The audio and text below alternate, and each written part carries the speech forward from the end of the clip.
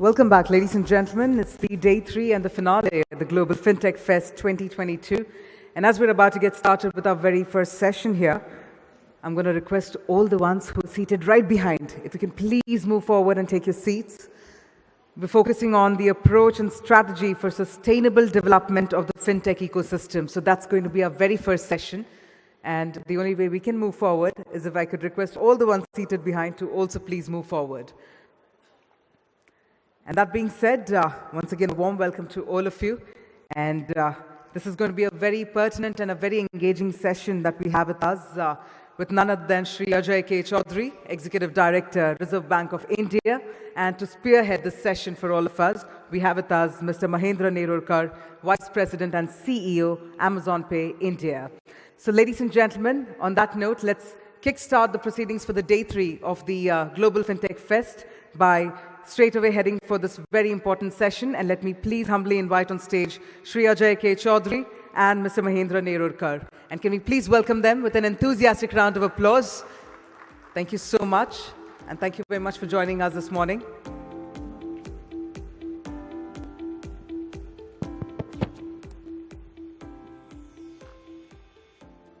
Hi, good morning and welcome everyone. Welcome Mr. Choudhary. It's my absolute pleasure and honor to host this session.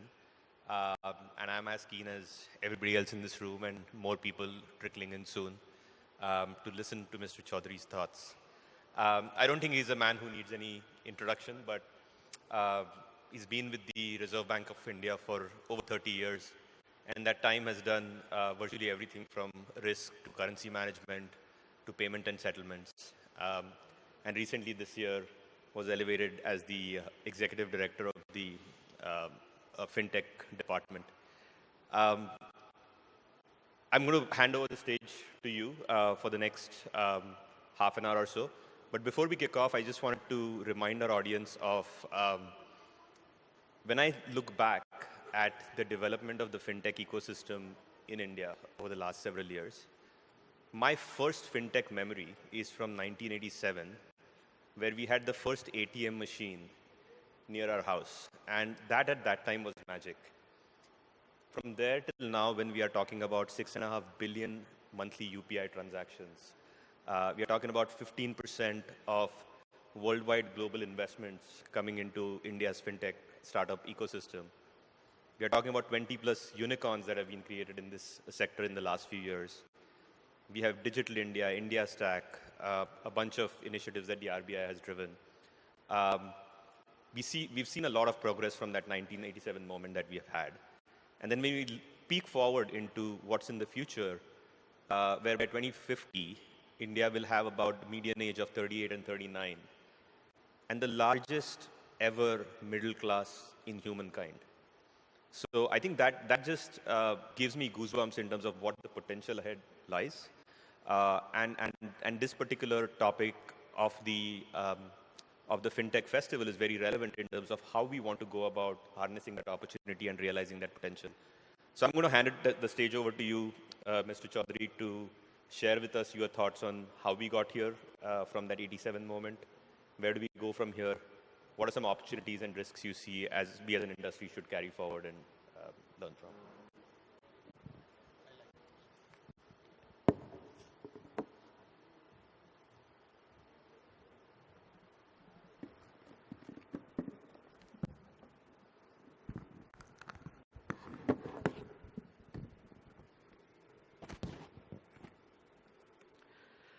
Very good morning to everyone present here.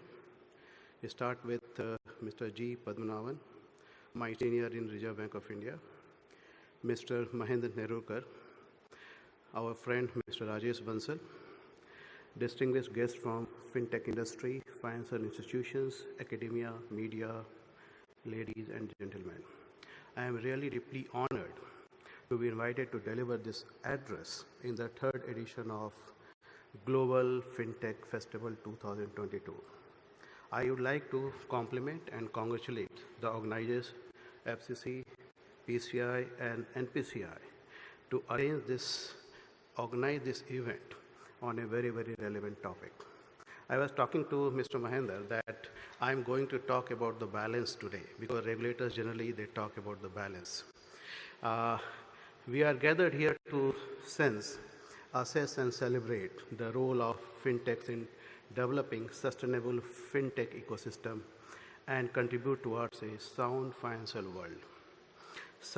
Sustainability in any sphere is about balancing the needs of future against the wants of today. There is needs of future against the wants of today. A wise man said, extremes are easy, strive for balance. My speech will be focused on looking closely at all the ingredients of this required balance. The balance that can help the fintech sector in scaling the heights consistently and sustainably. Now you're looking at all sectors of economy across the globe. They all are witnessing significant transformation, especially the tech-based transformation. Naturally, financial sector also witnessing and touched by it. Today, all key financial activities, including lending, deposit, trading, investment, payment settlements, all are witnessing their non-traditional manifestations. New and innovative technology brought by fintechs are helping in driving down cost, creating new products and services, and improving customer experiences. From market development perspective, therefore, contribution of fintechs are phenomenal and brings a lot of satisfaction.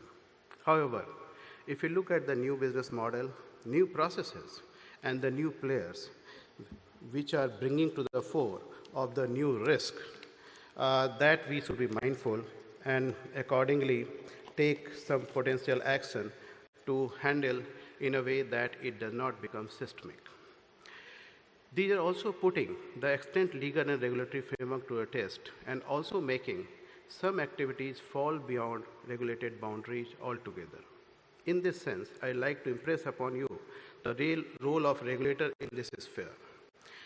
It is essential to create a balance between two competing needs and wants, that is, want of freewheeling innovation in the financial sector and the need of balance the same against the protection of consumer and the financial system, protection of system.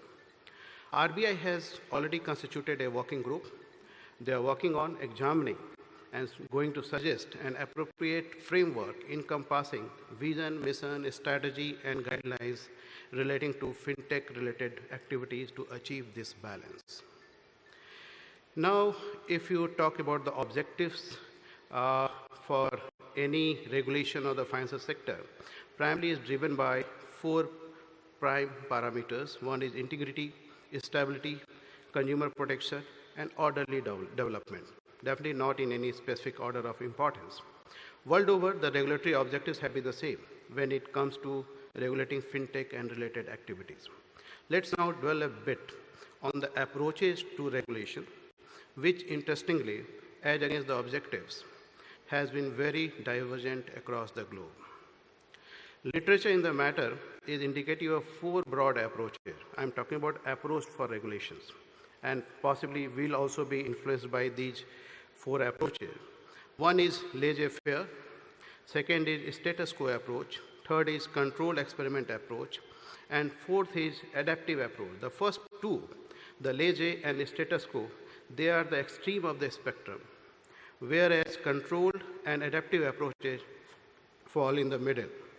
A status quo approach is essentially to apply extent regulation to the fintech and their activities. For example, market-based lending, I mean P2P lending, etc., required getting banking license and follow related regulation in many jurisdictions. This is perhaps the easiest of all the approaches, as it tries to regulate the fintech product and services in same way as any other traditional financial product or services can be. Naturally, this was the first approach to regulation in many, many advanced countries.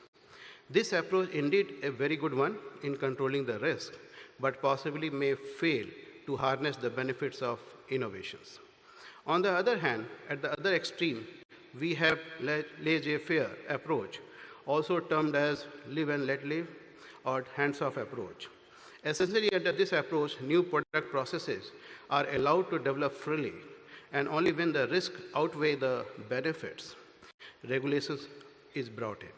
This approach, while may have allowed harnessing the true power of innovation, but this leaves regulation to the as a reactionary and therefore may fail to protect the system and customer many times in many cases.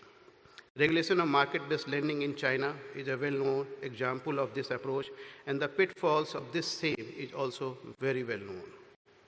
We in India always strive to take the path of balance. As part of this approach, we have tried to bring proactive and adaptive regulation. We attempted to adapt the old regulation to the new activities or products. We devised the regulation for P2P lending in 2017 itself, at the early stage of inception of the sector in India. It has allowed us to avoid the market failures and at the same time let innovative ways of credit delivery grow in a controlled fashion. Similarly, we had come out with the guidelines on account aggregator as early as in 2016. Today, account aggregator hold great promises in facilitating innovations related to open banking. As part of this middle-of-the-road approach, we have not merely confined our role in putting out the adaptive guardrails, but also we have focused on creating an ecosystem which can help spur new innovation in the financial sector through controlled experiments.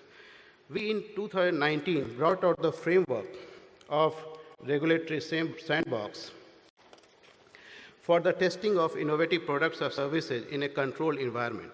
Regulatory sandbox is a collaboration between regulator, innovator, financial service provider, and the end user, the customers, to try and test newer and improved solutions for the financial system. There are many success stories emanating from our regulatory sandbox, including the UPI 123, you are all aware. We have also created Reserve Bank Innovation Hub. CEO is sitting here for collaborating with the financial sector institutions, tech industries, and academic institutions for exchange of ideas and development of prototypes related to financial innovations. As you all are aware, Reserve Bank has also formed a new department called Fintech department. Although Mr. Mahendra says that I am ED of Fintech, but I am ED in Reserve Bank of India. Fintech is one of the department with me. And idea was this, to give a very, very focused attention to this emerging sector. As already Governor had mentioned, for anything and everything on the Fintech side, you have any issues, you can freely approach this department for the resolution of that. As already mentioned, we are also working on developing appropriate framework for Fintech ecosystem to ensure innovation balanced with the stability of the financial system. However, one additional regulatory objective of competition has arisen due to participation of tech entities in financial sector, both as tech service provider as well as financial service providers. Typically, the question of competition is handled by Competition Commission in India. In the world context, they are handled by competition authority or antitrust regulators across jurisdictions. I must mention that we and other regulators across the globe are still trying to figure out the answer in this area and try to give the attention it derives. I feel, in a sense, even the question of a competition is a question of balance.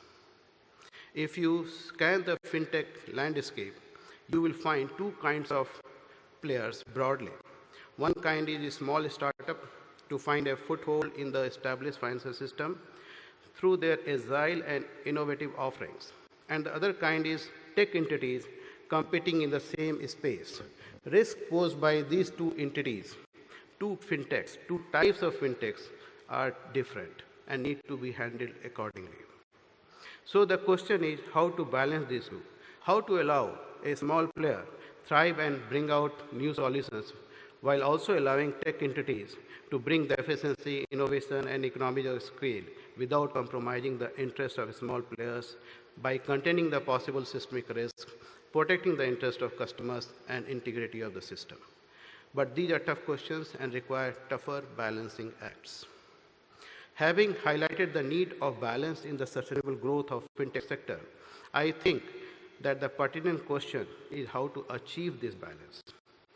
I believe being life or in business, balance comes from focusing on the right things. In my opinion, it cannot come only from regulation.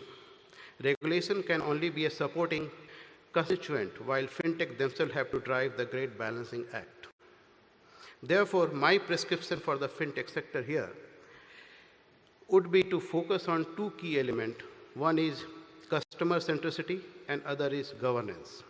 By bringing customer right at the center of your innovation and following the standard of good governance as part of the culture and not mere compliance, the true and natural balance can be achieved. This may also help in developing sustainable fintech ecosystem in coming days. Now allow me to elicit further the nitty-gritty of these two key elements, the customer centricity and the governance part. All divergent views would converge on the idea that our very existence is tied with the customers we serve. However, I'll touch upon certain aspects of customer centricity that should be at the core of design of fintech product and processes. In my mind, from sustainability perspective, fintech products and processes by design should attempt to, number one, avoid loss to customers. Number two, refrain from imprudent lending. Number three, avoid discrimination or biased outcomes.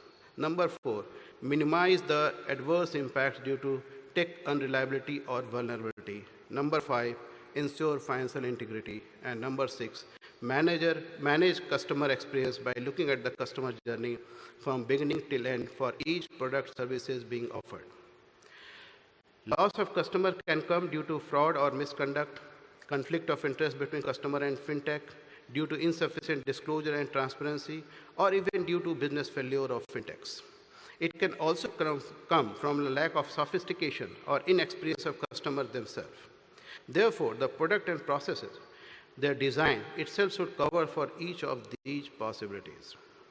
Further, putting appropriate warnings and disclosure regarding the risk associated with the specific product and services will go a long way in protecting the customers. In fact, even a simple aspect of user interface design, if done poorly, may hamper customer comprehension. At times, the design itself is found to be intended to exploit behavioral biases by concealing or underemphasizing risk and cost. These things must be avoided. The entity must attempt to be transparent and disclose all key information in clear and timely manner to customer. As an example, making and sharing key fact statement with customer will be a key step ahead for all lending products. Now I'll touch upon some two aspects of model and tech before coming to the governance side. Use of models also brings the question of fair treatment and anti-discrimination in extension of credit. It is necessary that fintech business models for decision making take care of requirement of fairness through additional procedures, controls, and safeguards both in the development and deployment of models and also in the final decision making. For the digital lending space, I must forewarn you the pro-cyclical biases what these models bring in, particularly because of lack of your data series what you have. On the tech side, risk of unreliability or vulnerability of tech is not limited to fintechs. However, they must put extra effort in ensuring the robustness of their tech system, as their business may heavily rely on automated processes. The impact of cyber incidents on customer range from mere inconvenience to monetary losses. Therefore, true customer centricity will require that tech deployed by fintech should be reliable and protective at all times. Also, fintechs need to have a specific obligation in place within the organization to address tech issues. Now, coming to the other key element, that is governance, I'd like to emphasize that governance is the glue. Good governance system and practices can bring and keep everything together and help achieve all the stated objectives we have discussed earlier. Apparently, the principle of good governance does not need any elaboration. Fintechs ought to include the value of accountability, fairness, transparency, and independence in the processes and people within the organization. The board should have adequate experience and independence, and should have the overall responsibility of approving and overseeing the strategic objectives, governance frameworks, and corporate culture. The culture itself should reinforce appropriate norms and responsible for ethical behavior.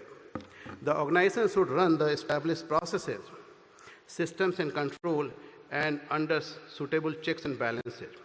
All these are essential. I must say, people, the very bright minds are driving the fintechs. Perhaps the robust tech is supporting that. The middle piece, the governance, is very, very critical for its sustenance.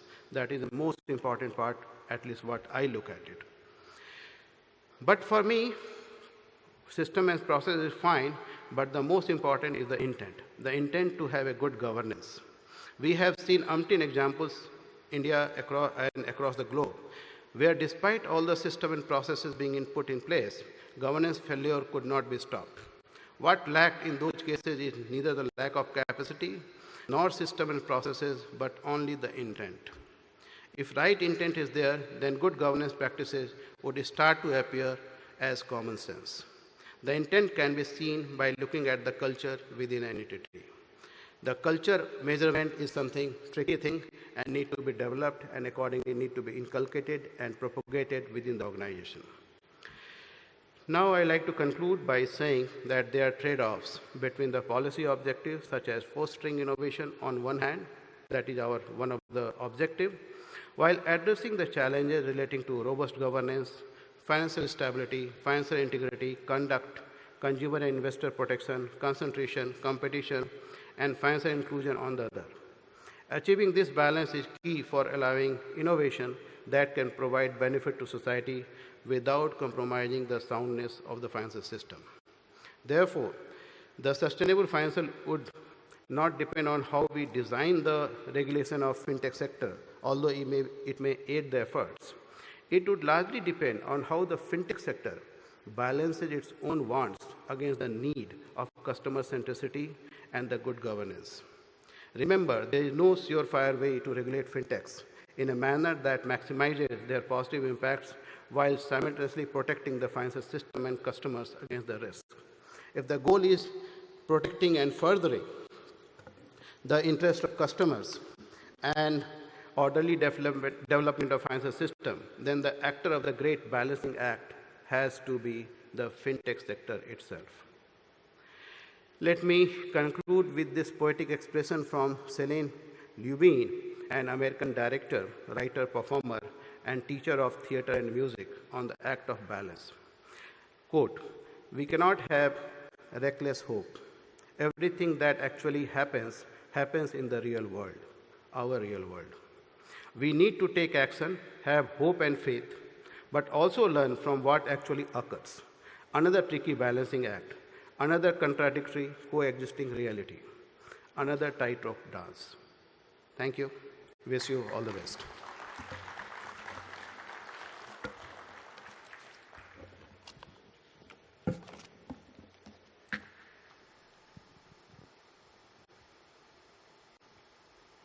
So thank you very much, sir, for that. And I think your point about striking the balance between customer centricity and governance is well taken. Huh? I think balance between the want of today and the needs of the future, I think is very inspiring and eye-opening how you laid it out very simply. Just a couple of questions that come to mind, and I think you touched upon them, but I want to go a little bit deeper. You talked about how governance is not a compliance objective. It's a culture that an organization needs to build in. Even the Vision 2025 document talks about integrity as a very key pillar. Is there something that you would like to leave behind with various companies of various sizes who would be here in terms of how to create that culture such that it is not just seen as a compliance roadblock, but seen as something that is good governance that will help create a sustainable innovation pipeline? No, thank you, Mahendra. Possibly, this is something very new topic, the culture aspect. How to look at the culture, because it's a abstract, it's a subjective, very difficult to measure the culture aspect. If you look at, people say, when you see it, you know it, what is the culture. Otherwise, not easy to measure. Although certain Scandinavian countries, they are trying to measure creating a matrix for that. In India, we are also trying to create a matrix to assess the culture part. Now, what are the key elements of the culture? One is the tone from the top, right? That is the number one element. Second is the creating the accountability structure. Then how you communicate your expectation. These expectations are enunciated and it is communicated, creating the environment and creating the incentive structure and creating the accountability structure. Complete feedback loop is needed. So that basically is the key elements of the culture, and that each institution needs to follow and practice. Many papers have come out on this. Each country is trying to do. In our country also, for the banks, we have started introducing this concept of the culture. We are basically encouraging banks, not forcing, to have this board policy clearly enunciating the expectations from the people who are working with you, the group of people who are working with you, whatever behavior you're expecting, whatever responses you're expecting. And based on that, you create complete feedback loop. This will be possibly a very great help actually in future. Possibly this will be advice for all fintech industry also, all players. If you can also create or inculcate this culture value system from the beginning, because later it is difficult to change. It's a very valuable takeaway for all of us and something to reflect on as we think about building the organizations for the future. The second question I had was, and I think we have some time so we can open it up to a few audience questions as well. You touched upon customer centricity. And India, perhaps from a diversity and heterogeneity of the customer base, is perhaps as diverse as it gets in terms of any ecosystems that we have seen or any markets that we have seen. Inclusion, again, is a very key pillar in the Vision 2025 document, and I think it's something that all of us are very excited to be a part of. As I look around people in the room, as I look around people in various workplaces, I don't think we represent all of India in some ways. What is your point of view, whether as a regulator or as just a expert in the field, about how to build inclusive products? Because more often than not, most companies, most teams bias towards building products that work for customers like them. So what do you see as something that companies can do better in that sense? I must say that I have great hopes from the fintech industry per se, because they have the reach. They have the expertise to handle the customer experiences. They can innovate the products and services as per the required need of each individuals and the group of people, even at the bottom of the pyramid. And that's why when we are talking about the co-lending concept, etc., the one side is the big entities. Possibly they don't have that reach. And the fintech, basically they have the reach. So it's a partnership of that. So therefore, when we are looking at the fintech per se, I have a great expectation that ultimately they will be a driver for the inclusion, actually in the real sense. I mean inclusion not only for account opening, I mean inclusion by you have credit delivery, other services delivery to the each person in the country. So that is our expectation. However, any design of any product and services, what I mentioned here, basically should always look into the entire journey of the customer, from beginning till end. So that is the way possibly we are looking at. For example, Governor had just announced the automation and integration with the data providers for the KCC, Kisan Credit Card. You must have heard. It's a small pieces in the banks. They need to integrate, but they are not integrated for many umpteen number of years, right? Now we simply integrated, and accordingly we try to connect it to all the data provided so that a seamless movement of credit can be there. And by the way, at this point of time, we are running the pilot in the Madhya Pradesh and Tamil Nadu. The credit disbursal from the loan application to the disbursement in the KCC up to 1.6 lakhs can be done in few minutes. Vis-a-vis the earlier it used to take 3 to 4 weeks. So that is the difference, what we have to look at. Because ultimately you are bringing down the cost, you are bringing down the turnaround time, you are improving the customer experiences. Those are the key things possibly will take us forward. Sounds great. I would love to see if folks in the room have any questions. Are there mics that we can pass around? Okay. Do folks have any questions? Hello, good morning. So let me first thank you, the organizer of this event. And definitely this is one of the world-class event and the Naveen Shuriyas, Rajesh Bansal and the team who had put so much effort along with all the respected organizations of Financial Organization of India. Myself Mithilesh Singh and I am from Standard & Poor Global. So the question to you is that on the day one of the event, Honorable Ma'am, Honorable Finance Minister Ma'am, they mentioned that the distances has to be reduced between the government agencies as well as the organization or the companies. So as a RBI, what are the initiatives what you are taking in order to bring the academia in this journey when we are talking about $5 trillion of economy by 2025 or so? So I would like to understand your thought because a lot of initiatives RBI has taken by setting up RBI Innovation Hub under Rajesh Bansal's leadership and the Fintech department.